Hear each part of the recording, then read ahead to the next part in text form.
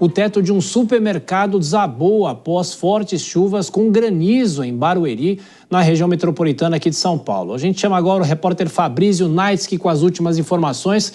Houve feridos? Quais são os detalhes? Fabrício, bem-vindo, boa noite, bom trabalho.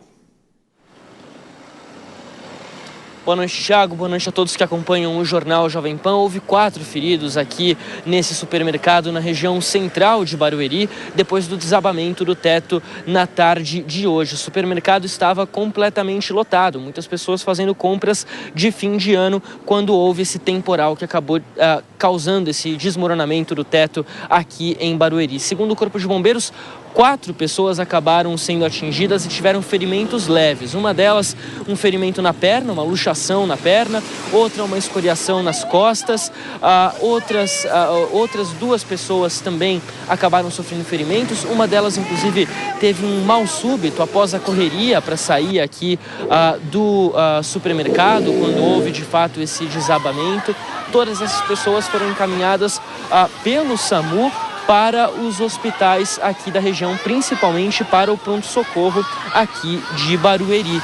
Segundo o Corpo de Bombeiros, nenhuma dessas vítimas está relacionada diretamente ao desabamento do teto, ao colapso do teto. Elas não chegaram a ser atingidas pela estrutura, mas sim ali naquela correria, digamos assim, no tumulto que se originou depois do incidente.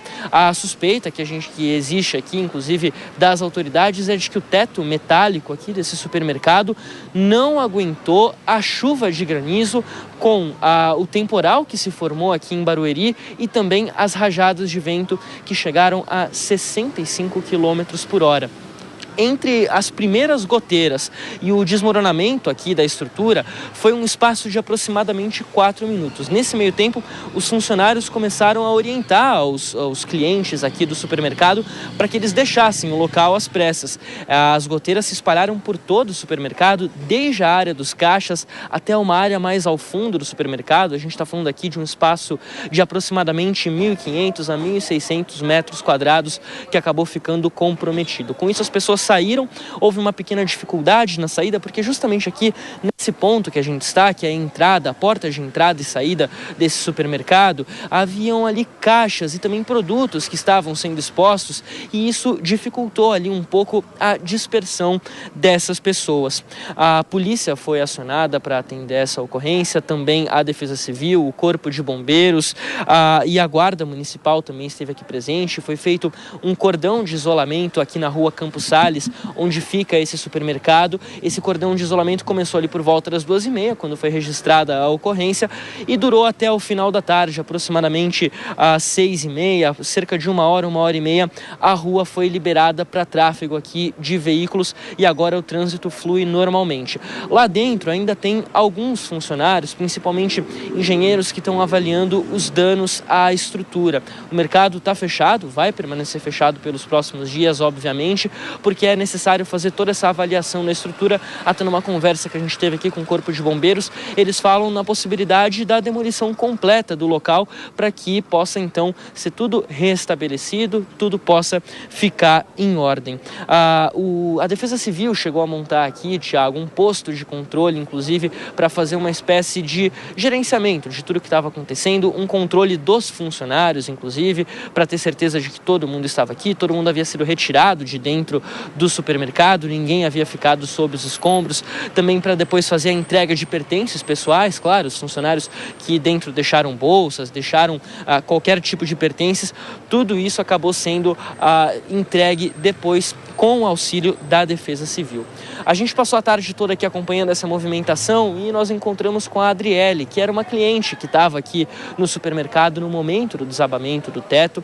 A Adriele mora aqui em frente a esse supermercado, esse estabelecimento comercial, e ela contou pra gente exatamente o que ela viu no momento do desmoronamento. A gente separou esse trecho para trazer aqui para vocês.